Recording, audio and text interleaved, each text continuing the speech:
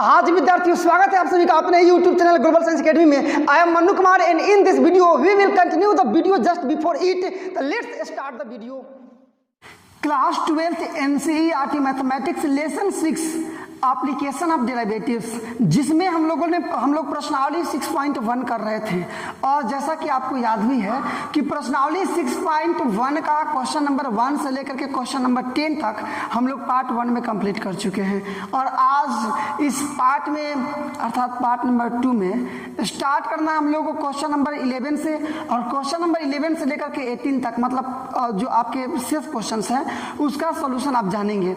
देखिए, यदि आपने पार्ट 1 कंप्लीट नहीं किया है तो कोई फ़ायदा नहीं होगा आपको पार्ट 2 देखने से, क्योंकि वही सारे प्रोसेस हैं, वही सारे फॉर्मूले हैं, वही सारा फंडामेंटल है, थ्योरी है। इसलिए मैं आपको सजेस्ट करूंगा कि यदि आपने पार्ट 1 कंप्लीट नहीं किया है तो फर्स्ट ऑफ ऑल आप जा करके आपको पार्ट 1 कंप्लीट करना चाहिए, उसके बाद से पार्ट 2 आपको ज्वाइन करना चाहिए। चलिए फिलहाल हम लोग स्टार्ट करते हैं क्वेश्चन नंबर 11। बहुत शांत ढंग से पढ़ाने वाला हूँ मैं आज, बिल्कुल स्लोली और ट्राई रहेगा आपका कंसेप्ट 100% क्लियर करने का, तो आपको भी इस चीज़ को समझना होगा। देखिए क्वेश्चन नंबर 11 समझिए। क्वेश्चन नंबर 11 आपको दिखाई दे रहा है, बोल रहा है कि एक कण है जो वक्र मिलाइए 6y = x³ + 2 पर चल रहा है, गति कर रहा है। एक कण है, वह एक वक्र का मतलब आप समझ रहे हैं, वक्र का समीकरण है 6y = x³ + 2 और उस पर गति कर रहा है। तो वक्र पर उन बिंदुओं को ज्ञात कीजिए, मेरी बात को समझिए ध्यान से, वक्र पर उन बिंदुओं को ज्ञात कीजिए जहां x निर्देशांक x निर्देशांक की तुलना में y निर्देशांक 8 गुना तीव्रता से बढ़ रहा है। यही आपका क्वेश्चन है। पर ये तीव्रता वाली बात को समझिए, क्या है उस बिंदु पर कि जो y निर्देशांक है, जो x निर्देशांक है उसकी तुलना में y निर्देशांक 8 गुना तीव्रता से बदल रहा है। बदलने का मतलब वही दर आ गया जो हम लोग पार्ट 1 में समझे थे। हाँ, मतलब x निर्देशांक का बदलने का दर है dy/dt, चूंकि समय के अनुसार बदल रहा है। और y कैसे बदलेगा, तो dy/dt। अब क्वेश्चन आपका बोल क्या रहा है कि जो x निर्देशांक के तुलना में ये y निर्देशांक जो है वो 8 गुना तीव्रता से बदल रहा है। ये ना 8 गुना तीव्रता से बदल रहा है, इसका मतलब कि यहाँ भी 8 से गुना कर देंगे, दोनों बराबर हो जाएगा, कोई दिक्कत नहीं है। चूंकि y निर्देशांक बदल रहा है तो इसके तुलना में 8 गुना तीव्रता से, तो 8 से गुना कर देंगे, दोनों बराबर है ना। चलिए, तो ये आपका है क्या क्वेश्चन नंबर 11, और हम लोग डायरेक्टली देख रहे हैं इसका क्या सॉल्यूशन, ठीक है ना। चूंकि इतना बराबर इतना, कोई दिक्कत नहीं है। अब दिया गया वक्र क्या है, वक्र आपका क्या दिया है, तो वक्र दिया है 6y = x³ + 2 और उसी पर बिंदुओं को ज्ञात करना है। तो लिखेंगे कि दिया गया वक्र है, क्या लिखेंगे कि दिया गया वक्र है, क्या है, तो दिया गया वक्र है आपका 6y = x³ + 2। केवल क्या कर देना है आपको, t के सापेक्ष इसका अवकलन कर देना है, कोई बड़ी बात है नहीं। क्या करना है, t के सापेक्ष, समय के अनुसार ही तो कोई चीज बदलेगा। तो चूंकि समय मतलब t के अनुकूल बदल रहा है, इसका मतलब t के सापेक्ष अवकलन करेंगे तो क्या होगा, देखिए तो ये अचल पद है, बाहर हो जाएगा। ये आपका dy/dt, इसको देखिएगा x³ का पहले तो 3x² हो जाएगा, और फिर x का dx/dt, प्लस में ये 2 का आपका अचर पद है। अचर पद का डिफरेंशिएशन 0 होता है, अवकलन 0 होता है, आप पहले समझते हैं। देखिए बड़ी बात नहीं है, सिंपल सारे बात हैं, आपको उनको समझना होगा। देखिए मिलाइए, क्या बन गया आपका, या ये 6 क्या dy/dt = 3x² और dx/dt, 0 को छोड़ दीजिए, या 6 × dy/dt का देखिए मान यहाँ पर है आपका क्या, 8 × dx/dt और = में 3x² dx/dt। इसे दोनों सेम चीजें कैंसिल कर दीजिए, ये क्या हो जाएगा आपका हो जाएगा 8 × 6 = 48, इसको भाग में लाइए, भाग में 3 = केवल x² हुआ ना। मतलब आपका आ गया बाबू x² = ये कटा देंगे 16 बार में, मतलब 16, या x का मान निकालिएगा, प्लस माइनस 4 आएगा ना, मतलब ये मेरे हमारी बात को फॉलो कीजिए आप। मतलब x का मान कोई भी जब हम लोग रूट से बाहर निकालेंगे तो प्लस भी हो सकता है माइनस भी हो सकता है, बस क्लियर। अब एक बार रखेंगे x का मान +4 और एक बार रखेंगे -4, उसके बाद y का मान निकलेगा और जैसे x और y का मान निकला आपका वही आंसर हो गया, बिंदुओं का नियामक हो गया। देखिए कितना आसान था ना आसान। क्या मैंने बोला कि x का मान एक बार आपको रखना है +4 और एक बार x का मान रखना है -4, तो y का भी मान निकलेगा और x और y का मान निकलेगा, दोनों को एक साथ कर देंगे, बिंदुओं का नियामक हो जाएगा, कोई दिक्कत नहीं है। आइए तो लिखेंगे, इसलिए समीकरण फर्स्ट मान लीजिए सबसे अच्छा रहेगा आपको। अब x का मान एक बार +4 रखेंगे, इसी में ला करके एक बार -4 रखेंगे, तो लिखेंगे इसलिए x बराबर 4 क्या समीकरण फर्स्ट में रखने पर, समीकरण फर्स्ट में जी बिल्कुल रखने पर समीकरण फर्स्ट आपके सामने है। यहाँ पर क्या 6y = क्या है जी x³ है ना, तो x का मतलब 4 का क्यूब और प्लस में 2 या y का वैल्यू निकालिएगा डायरेक्टली, ये आपका कितना हो जाएगा 4 चौका 16, 16 चौका 64 प्लस 2 और बट्टा में 6, मतलब क्या आ जाएगा 66 ना 66/6, मतलब कटा देंगे 11 बार में। पहला क्लियर मतलब 4 रखेंगे तो 11 आएगा। दूसरा एक और देख लीजिए, पुनः क्या रहेगा x बराबर -4 ना, -4 किसमें जी बिल्कुल सही सोचा आपने, समीकरण फर्स्ट में रखने पर मिला लीजिएगा। रखिए तो फिर से यही आपका 6y = 4 के जगह पर -4 का होल क्यूब और प्लस में 2 बनाइए ना इसको, 4 चौका 16, 16 चौका 64, लेकिन माइनस में रहेगा -64 + 2 या y का वैल्यू निकालिएगा, ये क्या हो जाएगा माइनस में 62/6 हो जाएगा ना, 2 से कटा दीजिए -31/3, सही है ना। इसलिए अभिष्ट बिंदुएं जो पूछ रहा है, अभिष्ट बिंदुएं कौन कौन सी हो गई, तो पहले रखें प्लस में 4 x का मान, तो y का मान क्या आया है 11, तथा उसके बाद x का मान रखें -4 तो y का मान -31/3, ठीक है ना। है अब देखिए हो सकता है कि आपके आंसर में ये वाला वैल्यू पहले दे दिया हो, ये वाला बाद में दे दिया हो, तो उससे कोई मतलब नहीं है। क्वेश्चन नंबर 11 हम लोग ने बनाया, पहले बात से कोई मतलब नहीं है, आपका आंसर बिल्कुल सही है। आइए क्वेश्चन नंबर 12। क्वेश्चन नंबर 12 जो है ना, वो पीछे उसके जैसे बहुत सारे क्वेश्चंस, उसी तरीके के क्वेश्चंस को हम लोग बना चुके हैं। पार्ट 1 में मैक्सिमम क्वेश्चन हम लोगों ने वैसे बनाया है। देखिए ना, बिल्कुल सिंपल फॉर्म को फॉलो करेगा। बोल रहा है कि एक हवा के बुलबुले की जो त्रिज्या है वह 1/2, मिलाइए क्वेश्चन को, 1/2 सेंटीमीटर प्रति सेकेंड की दर से बढ़ रहा है। त्रिज्या बढ़ रहा है ना, तो बोल रहा है कि उसका जो आयतन है वो किस दर से बढ़ रहा है, जबकि त्रिज्या है 1 सेंटीमीटर का। बात को समझिए पहले, तो हम लोग मान लेंगे कि माना कि हवा के बुलबुले की त्रिज्या r और आयतन भी है। क्या समझे आप, हवा के बुलबुले की त्रिज्या r और आयतन भी है, कोई दिक्कत नहीं है। तो ऐसे यदि आप मानिएगा तो त्रिज्या किस दर से बढ़ रहा है, मतलब r मानेंगे ना, तो dr/dt 1/2 सेंटीमीटर प्रति सेकेंड इतना ही छोड़ दीजिए, तथा r बराबर क्या आ जाएगा आपका, r मतलब 1 सेंटीमीटर, जो कि बोल रहा है। तो आपको निकालना क्या है कि आयतन किस दर से बढ़ रहा है, मतलब dv/dt। कोई दिक्कत, केवल आपको ऊपर मान लेना होगा कि माना कि हवा के बुलबुले की त्रिज्या r और आयतन भी है। फॉलो कीजिए, क्या लिखेंगे कि माना कि हवा के जी बिल्कुल बुलबुले की त्रिज्या r तथा आयतन क्या है, भी है। बस इसलिए आपका ये चीज़ बन जाएगा, कोई दिक्कत नहीं है, बन जाएगा ना। आई होप डेट कि आप खुद से इस क्वेश्चन को बनाने की ताकत रखते हैं। मुझको विश्वास है कि यह क्वेश्चन खुद से बनाने की आप ताकत रखते हैं, ठीक है ना। क्योंकि बहुत सारे क्वेश्चंस हम लोग इसी फॉर्मेट के, इसी टाइप्स के लॉट ऑफ क्वेश्चंस को ऑलरेडी हम लोग सॉल्व कर चुके हैं, तो आपको ये आ जाना चाहिए बनाने, ठीक है ना।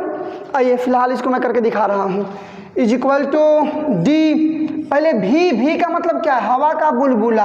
हवा का जो बुलबुला है वो गोलाकार होता है ना, इसका मतलब कि भी मतलब गोले का आयतन, तो गोले का आयतन होता है भी बराबर 4/3 पाई आर क्यू। तो यहाँ रख देंगे क्या हम लोग 4/3 पाई आर क्यू, और अपॉन में क्या है आपका, अब देखिए ना ये तो अचर पद है ना, मतलब 4/3, अब पाई बाहर हो जाएगा, केवल D R Q upon D T, आगे आंसर आ गया 4/3 पाई इंटू आर क्यू का पहले 3r² होगा ना, और फिर आर का D R upon D T, value रख दीजिए 4/3 पाई इंटू 3 इंटू r², ये आर है जी, आर का मतलब 1 है ना, तो 1 का square into D R upon D T, देखिए 1/2, कोई दिक्कत, कटा दीजिए, आंसर आ गया 3 से 3 कैंसिल, ये 2 से ये 2 बार में कट जाएगा, ऊपर केवल 2 बचा, ये पाई बचा ना, सेंटीमीटर है क्या है ये आयतन, क्या है आयतन, तो सेंटीमीटर क्यों में रहेगा, और प्रति सेकेंड आंसर आप मिला सकते हैं। क्वेश्चन नंबर 12 बहुत आसान क्वेश्चन था, क्योंकि हम लोग बहुत सारे क्वेश्चन इसी पर डिपेंडेंट बना चुके थे, ठीक है ना। Question number 13, let's start question number 13। पहले बहुत बेहतरीन ढंग से रीड कीजिए आप क्या बोल रहा है, एक क्या है बोल रहा है, पहले क्वेश्चन नंबर आप 13 पढ़ेंगे तो इसमें बोल रहा है कि एक गुब्बारा जो सदैव गोलाकार है, एक गुब्बारा है वो सदैव किस आकार का है, गोलाकार है, उसका जो व्यास है उसका परिवर्तनशील व्यास है आपका 3/2 into 2x plus 1, 3/2 into 2x plus 1। फिर समझिए, शुरू समझिए, एक गुब्बारा है जो कि हमेशा गोलाकार रह रहा है, उसका जो परिवर्तनशील व्यास है, मतलब व्यास बदलने वाला है, वो है 3/2 इंटू 2x प्लस 1। तो आपको बताना है ना कि उसका जो आयतन है वह किस दर से बढ़ रहा है या किस दर से बदल रहा है, x के सापेक्षी, बोल भी दिया है कि x के सापेक्षी, मतलब पहले यदि आप मानते हैं व्यास को d मानेंगे ना, तो आपका व्यास का मतलब d यहाँ पर कितना दे दिया है, d का वैल्यू कितना दे दिया है, तो यहाँ पर आपका है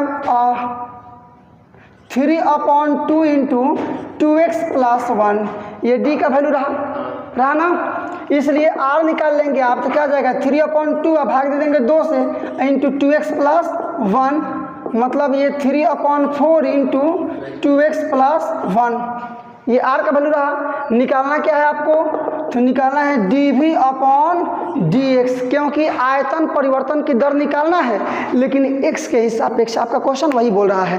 क्वेश्चन एक बार और आप मिला सकते हैं, क्या बोल रहा है, तो क्वेश्चन आपका है कि एक जो गुब्बारा है वो सदैव गोलाकार है, किस आकार का है, गोले के आकार का रह रहा है, उसका परिवर्तनशील जो व्यास है वो 3/2 इंटू 2x प्लस 1 है। तो आपको x के सापेक्ष बताना है कि उसका जो आयतन है, मतलब d भी वह किस दर से बदल रहा है। क्लियर, ऊपर केवल आपको मानना होगा कि माना कि गोलाकार गुब्बारे का व्यास d, त्रिज्या r तथा आयतन भी है। Clear, no problems. आइए स्टार्ट करेंगे हम लोग यहाँ से, लिखेंगे कि माना कि मिला लीजिएगा, माना कि जी बिल्कुल गोलाकार गुब्बारा, गोलाकार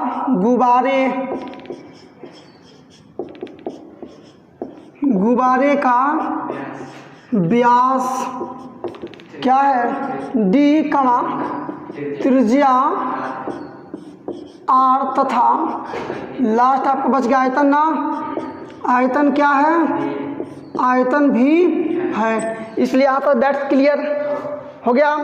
आइए आंसर आप dv अपॉन dx रखिए मान, ये आपका रहेगा d भी, गोला है ना जी, गोला में भी क्या होता है 4/3 पाई r क्यू, रखिए वैल्यू, ये अपॉन में dx भी का मान रखिएगा, भी का मान क्या, ये आपका 4/3 पाई इंटू r का मतलब यहाँ पर इतना r का मान है ना, मतलब क्या है 3/4 इंटू 2x प्लस 1, ये आपका 2x और प्लस 1 है ना, लेकिन आर का क्यू है, मतलब ये टोटल आर का वैल्यू है ना। ये इसका मैं कर देता हूँ यहाँ पर होल क्यू, कोई दिक्कत। आर का क्यू है इसलिए मैंने इसका क्यू कर दिया, आ गया। डेट सिंपल, आपका आंसर यहाँ से निकल रहा है। देखिए कैसे, ये अचर पद है, बाहर कर लेंगे इसको। 4/3 पाई कर दिए, बाहर कर दिए ना, अंदर d/dx, इसको बनाइए तो क्यों करेंगे ना, 3 का 3 बार करेंगे, 3 3 का 9, 9 3 27, और 4 का कितना आ जाएगा 64 होगा, और इंटू में ये तो आपका रहेगा 2x + 1 का होल क्यू। क्लियर। 4/3 पाई, ये अचर पद है, फिर से ये भी बाहर निकल जाएगा, 27/64, ठीक है। इंटू डी में अंदर क्या बच गया आपका 2x + 1 का होल क्यू अपॉन में dx आ गया। देखिए 4/3 पाई और इंटू ये 27/64 गुणे, इसका बनाइएगा पहले एन वाले फॉर्मूले पर 3 पहले आएगा, मतलब 2x + 1 पावर 1 कम करके लिखेंगे, होगा ना। फिर अंदर वाला का बनाएंगे तो केवल 2 हो गया। अब कटा लीजिए, कटाने के बाद जो बचेगा आपका वही आंसर रहेगा।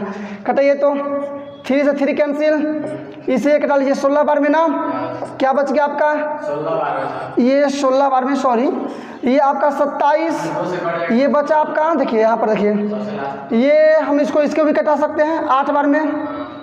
ये आपका 27 पाई अपॉन में ये 8, अंदर में क्या बच गया 2x + 1 का होल स्क्वायर, है ना। x के हिसाब पे ज्ञात करना आपका, इसलिए यही आंसर आ जाएगा, होगा ना, मैंने आंसर हो गया, चूंकि x के हिसाब पे याद करना था। इस प्रकार से हम लोगों ने क्वेश्चन नंबर 13 करेंगे। क्वेश्चन नंबर इसका 14, ध्यान से मेरी बात को समझिए क्या बोल रहा है। क्वेश्चन नंबर 14 लाइए, एक पाइप से, मेरे साथ बोलिए, किससे पाइप से, एक पाइप से रेत गिर रहा है। रेत का मतलब क्या, बालू। एक पाइप से बालू गिर रहा है, ऐसे समझिए ना, रेत गिर रहा है, और गिरता हुआ रेत गिर रहा है जमीन पर एक शंकु बना रहा है। क्या बना रहा है, शंकु बना रहा है। मतलब जो पाइप से रेत गिर रहा है वो जमीन पर आकर के और क्या बना दे रहा है, तो शंकु बना दे रहा है।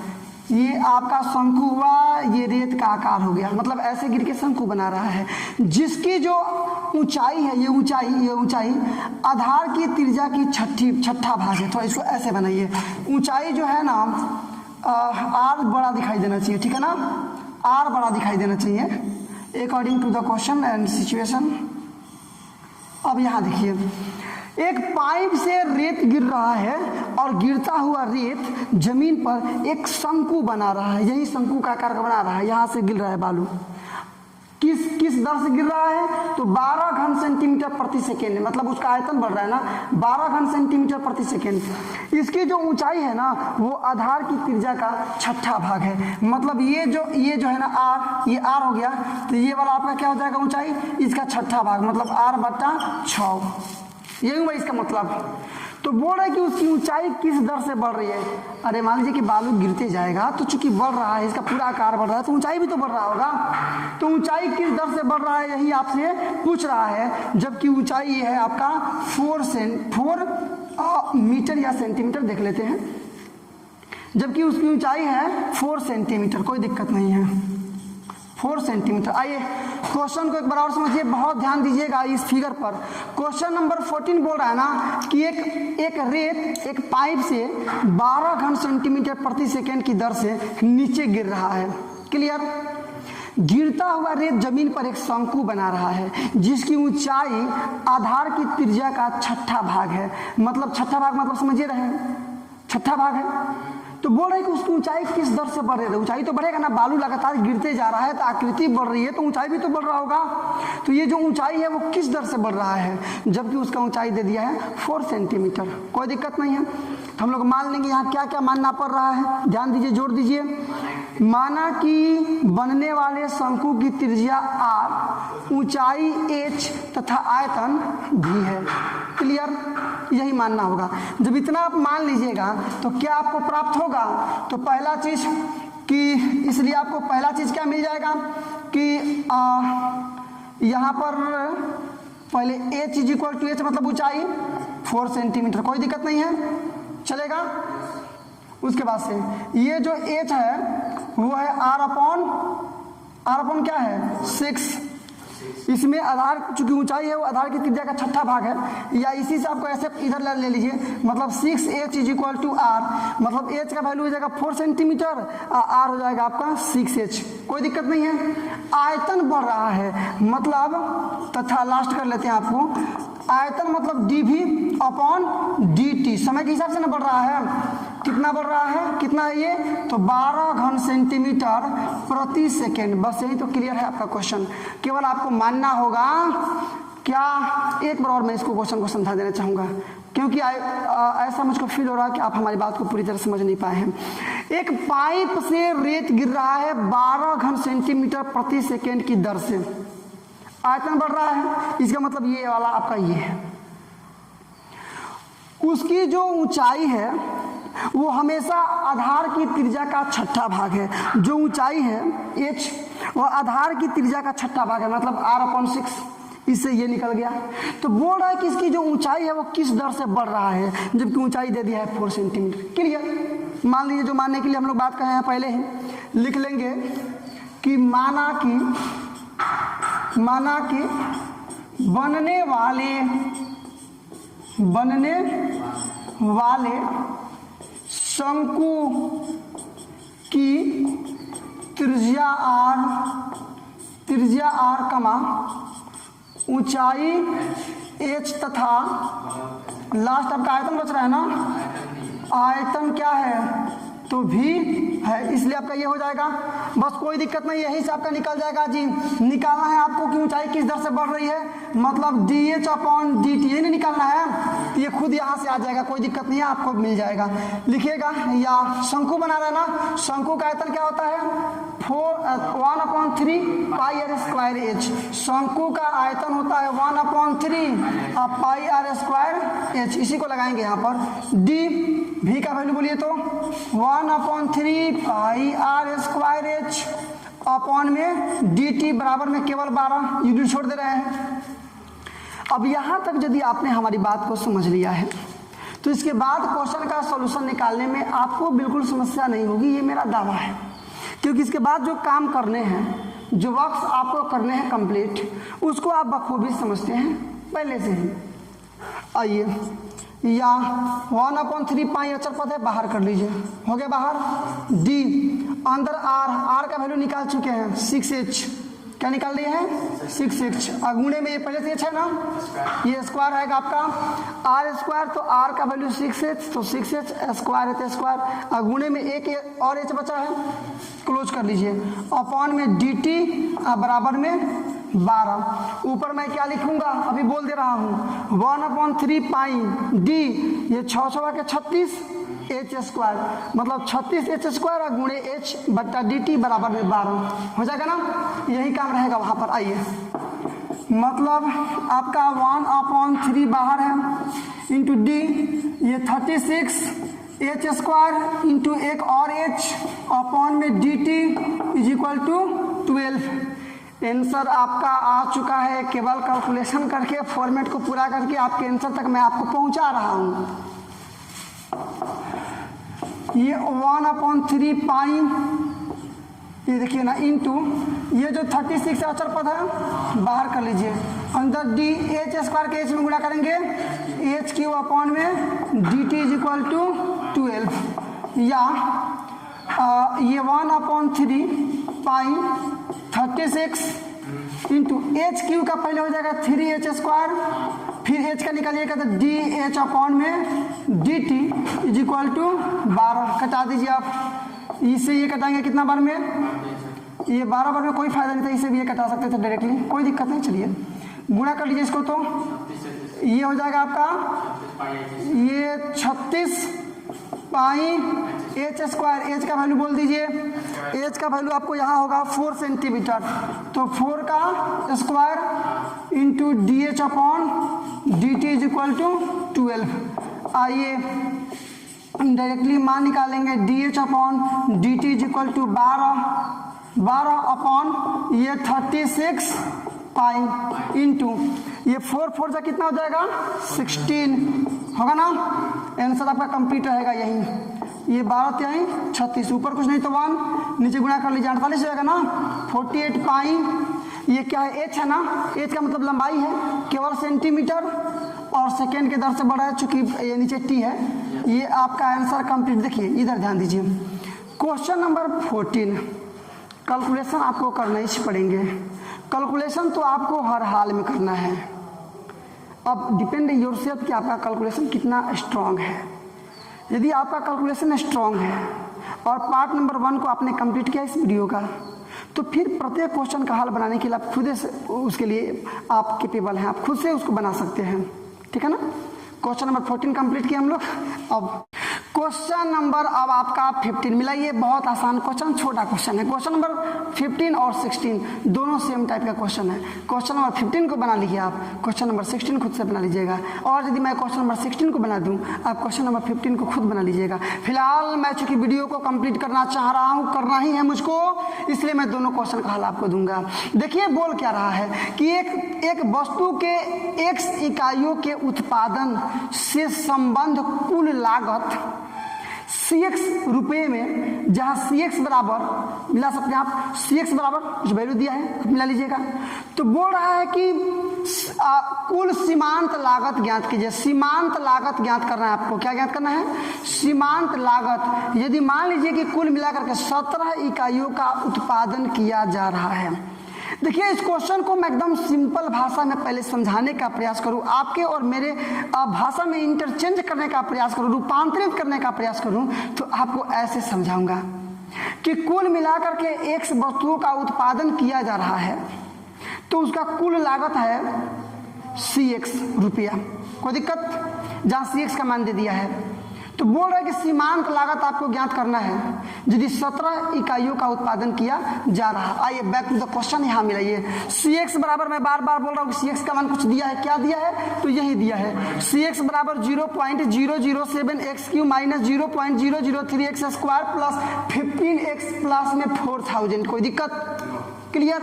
सीमांत लागत आपको ज्ञात करना है, लिखना वगैरह कुछ नहीं है, कोई ताम झाम नहीं, कोई लॉन्ग लपेटी नहीं है, सिंपल सा क्वेश्चन है, सॉल्यूशन भी काफी सिंपल होगा। सीमांत लागत आपको ज्ञात करना है। क्या निकाल देंगे? इसलिए सीमांत लागत, सीमांत लागत को इंग्लिश में बोल सकते हैं हम लोग मार्जिनल कॉस्ट। क्या बोल देंगे? मार्जिनल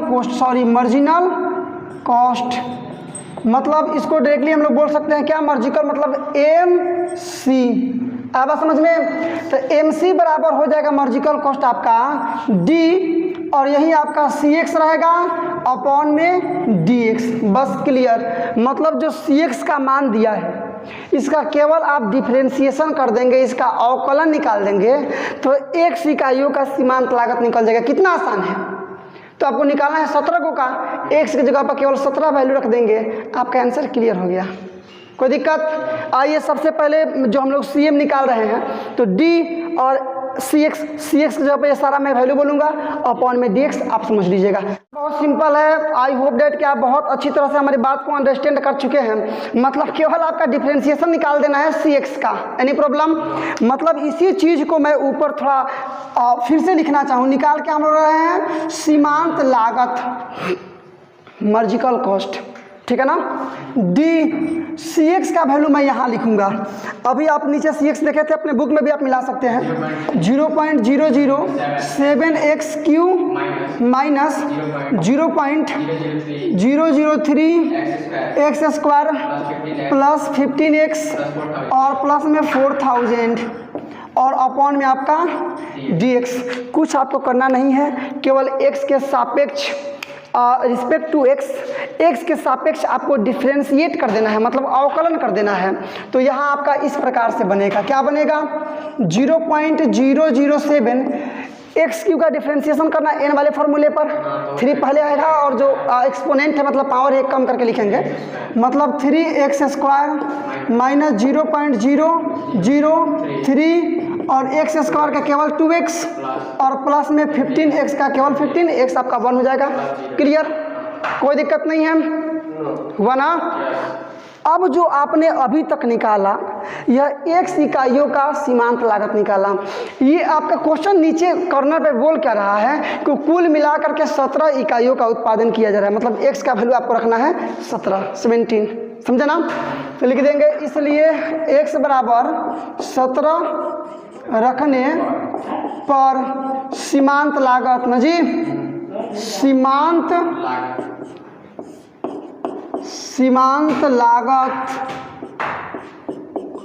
बराबर MC इज इक्वल टू क्या हो जाएगा, x के ऊपर केवल रख दीजिए आप, ये तो गुणा कर लीजिए पहले, ये आपका 7 3 21 और 0 यहाँ पर आएगा, डेसिमल आप मिला लीजिएगा, इंटू एक्स स्क्वायर के जगह 17 का स्क्वायर और माइनस यहाँ मल्टीप्लाई कर लीजिए, 6 हो जाएगा 0 0 0 0 इंटू एक्स का मतलब फिर से 17 और प्लस में 15, कैलकुलेट कर दीजिए 0.021 इंटू ये 17 का आप स्क्वायर करेंगे तो होगा आपका 289 माइनस मल्टीप्लाई कर लीजिए तो ये आ जाएगा 102 3 डिजिट बिफोर डेसिमल मतलब दशमलव और प्लस में 15।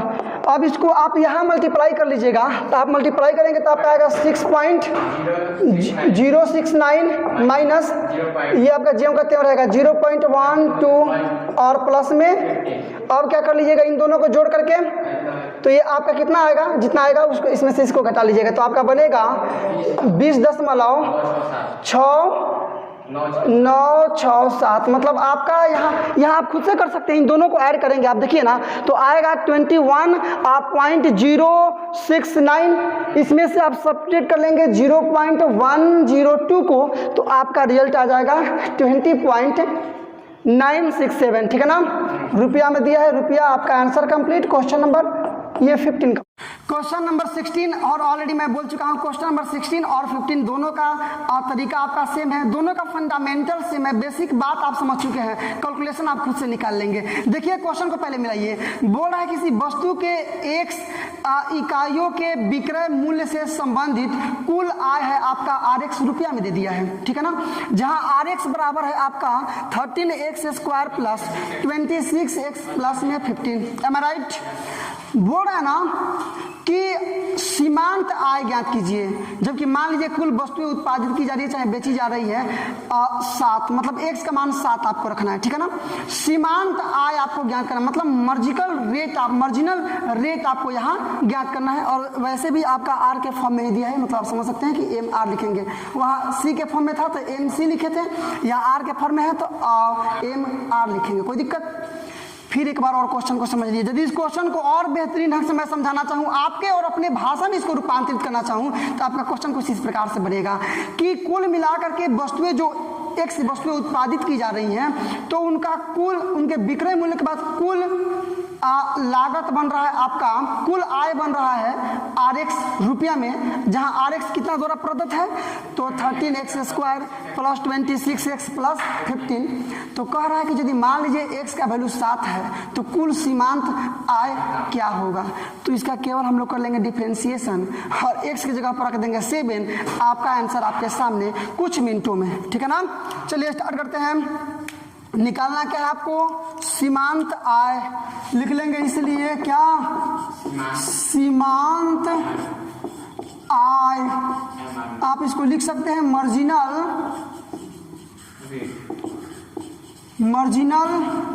रेट इज इक्वल टू क्या है आपका d और अपॉन x के सापेक्ष रहेगा, या फिर ऐसे कीजिए केवल यहाँ MR लिखिए ना और बराबर में d MR का मतलब ये रहेगा आपका ना RX और अपॉन में dx बनाते चलिए आंसर तक पहुंच जाएंगे आप।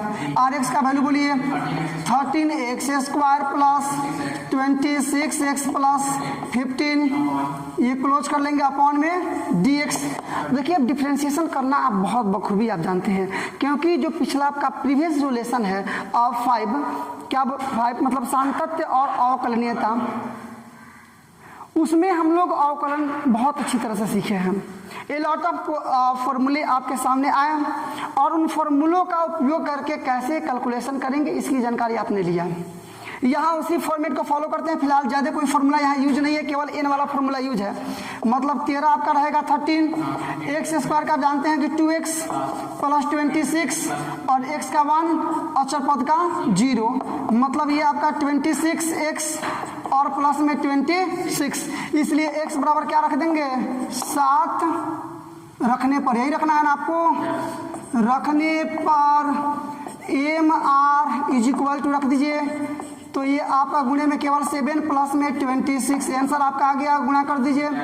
ये आपका 2 रहेगा, 4 बचा ना, ये आपका 18 होगा, प्लस में 16 ऐड कर दीजिए, ये 2 0, ये 2 और रुपया मतलब 208 रुपये। आपके answer complete. Question number 16 complete. Question number 17 और 18 बहुत आसान क्वेश्चंस दोनों हैं, ऑब्जेक्टिव है, आप आसानी से इसका हल निकाल सकते हैं। और एक बात और है, ये जो स्टार्टिंग में हम लोग कुछ क्वेश्चन हल किए थे 6.1 के लिए, वैसे दोनों क्वेश्चंस हैं। जैसे क्वेश्चन नंबर इसका 17 देखिए ना, बोला कि एक वृत्त की जो त्रिज्या है ना, वो मतलब r बराबर है 6 सेंटीमीटर, तो उसके क्षेत्रफल परिवर्तन की दर ज्ञात कीजिए, वो भी r के हिसाब से। कितना आसान क्वेश्चन है, समझ रहे हैं ना। मान लेंगे कि माना कि वृत्त की त्रिज्या r तथा क्षेत्रफल a है, क्योंकि r का वैल्यू दे दिया है और क्षेत्रफल आपको निकालना है, क्या है ही ना। आइए स्टार्ट करते हैं। लिखेंगे डायरेक्टली हम लोग क्वेश्चन नंबर 17 के सॉल्यूशन में कि माना कि वृत्त की त्रिज्या, माना कि जी बिल्कुल वृत्त की त्रिज्या r तथा बहुत आसान क्वेश्चन है, क्षेत्रफल क्या है, क्षेत्रफल a है, इसलिए क्या दे दिया है, r बराबर आपका 6 सेंटीमीटर। क्षेत्रफल परिवर्तन की दर निकालना है, लेकिन t के सापेक्ष नहीं, इसीलिए कोई झंझट भी नहीं है, कोई लॉन्ग लपेटी नहीं है, कोई तामझाम नहीं, सिंपल सी बात है, क्योंकि r के ही सापेक्ष निकाल देना है, इसलिए डायरेक्टली निकाल लीजिए। क्षेत्रफल परिवर्तन की दर मतलब क्षेत्रफल a और dA/dr कर देंगे तो r के सापेक्ष परिवर्तन। क्लियर। चलिए बराबर यहाँ डी ए वृत्त का क्षेत्रफल क्या होता है, पाई आर स्क्वायर, ये ना फॉर्मूला है, तो ए के जगह पर लिख देंगे यहाँ पर पाई आर स्क्वायर अपॉन में डी आर। अब ये अचर पद है, बाहर निकल जाएगा, आर स्क्वायर का निकालेंगे केवल 2r, समझ गए ना। ए वाले फार्मूले पर 2 पहले आएगा और यहाँ वो 2 में से बन गया, मतलब 1 नहीं लिखते हैं, केवल ये आपका बन गया आपका 2 पाई आर है ना। चलिए इज इक्वल टू 2 पाई गुणे r का वैल्यू आपको दे दिया है, मिलाइए ना, 6 गुणा कर दीजिए, 6 दूना 12 पाई, आंसर में जाकर मिला लीजिएगा का कितना नंबर ऑप्शन है आपका, नंबर बी में आपका दिया है सिर्फ 12 पाई। आंसर आपका कंप्लीट। Question number 17 complete. अब क्वेश्चन नंबर 18 और लास्ट क्वेश्चन, वो भी आसान है क्योंकि ऑब्जेक्टिव है और छोटा उसका कैलकुलेशन भी है। क्वेश्चन नंबर 18 को देखकर जाइएगा। स्टार्ट करते हैं क्वेश्चन नंबर 18 का सॉल्यूशन। क्वेश्चन नंबर 18 ज़्यादा मुझको समझाना नहीं है। क्वेश्चन नंबर जो 16 अभी आपने बनाया, इसके पहले क्वेश्चन नंबर 16, 15 नहीं मैंने बोला, मैंने 15 बिल्कुल नहीं बोला, मैंने बोला क्वेश्चन नंबर 16। तो क्वेश्चन नंबर 16 के समान ही है आपका क्वेश्चन नंबर 18। वहाँ भी आर एक्स का वैल्यू दिया था, क्वेश्चन मैंने पहले समझा दिया था, वहाँ आपको सीमांत आय निकालना था ना। यहाँ भी वही काम आपको करना है डायरेक्टली, तो मैं समझाऊंगा नहीं। आर एक्स का वैल्यू आपको दे दिया है, एक्स का मान यहाँ 15 रखना है, क्वेश्चन आप मिला लीजिएगा, एक्स बराबर क्या रखना है 15, आंसर आपका आ जाएगा।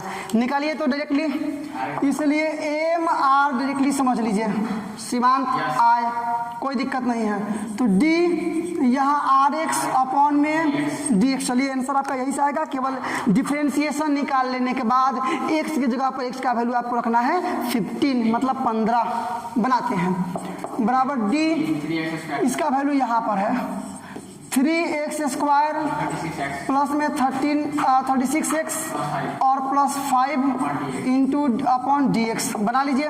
ये 3x स्क्वायर का केवल 2x, आप प्लस में 36x का 1, आप प्लस में अचर पद का 0, मतलब 3 दूना 6x और प्लस में 36। x का मान क्या रखना है आपको 15, एम आई राइट।